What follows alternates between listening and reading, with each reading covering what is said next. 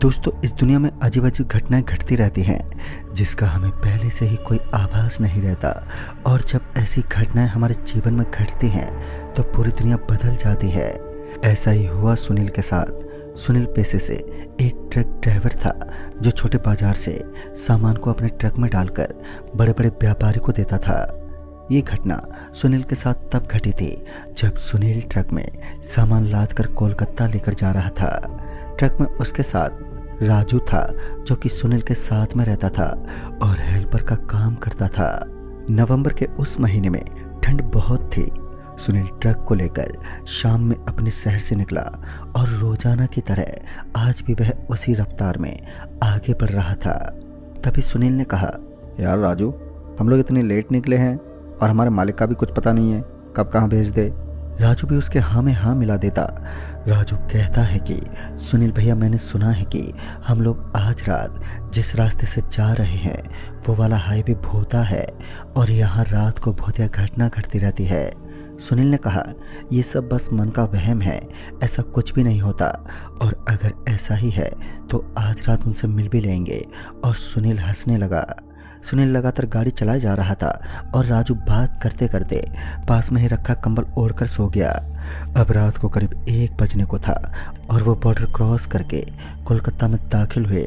वो लोग अपने मंजिल से लगभग 2 घंटे की दूरी पर थे।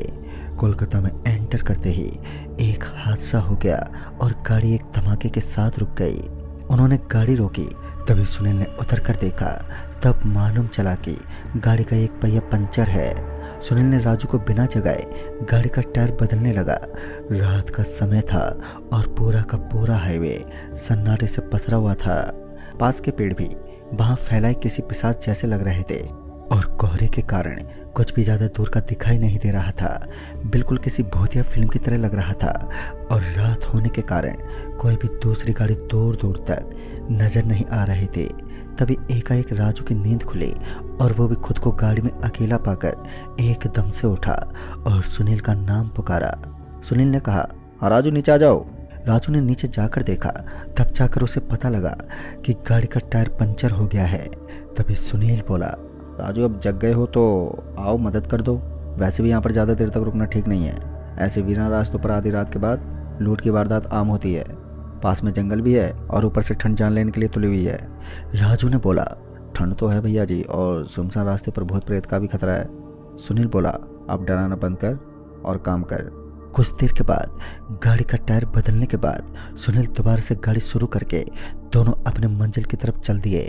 लगभग 1 किलोमीटर जाते ही उन्होंने अचानक से ब्रेक लगाया।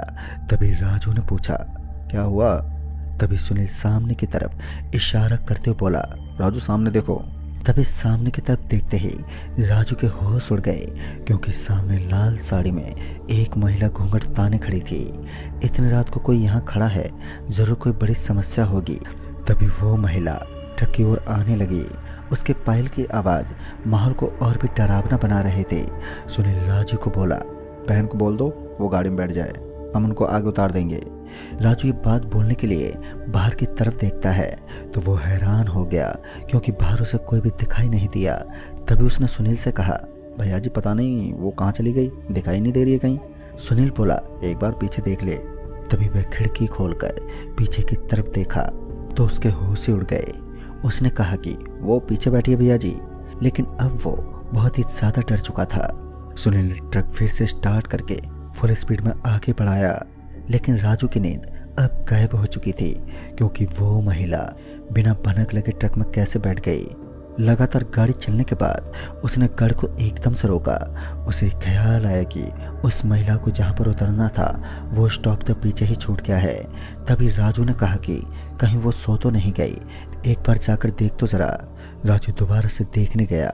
फिर उसे दूसरी बार झटका लगा कि राजू इस बार डर के मारे पसीने से भीग गया और डरते हुए बोला, गाड़ी में तो कोई नहीं है भैया। सुनील ने कहा, क्या बोल रहे हो यार, अच्छे से देखो, वहीं कहीं होगी। तभी राजू ने कहा, मैंने ठीक से देखा, वो कहीं नहीं दिखी। तभी सुनील ने कहा, लगता है जब गाड़ी धीरे की होगी तभी वो उतर गई होगी।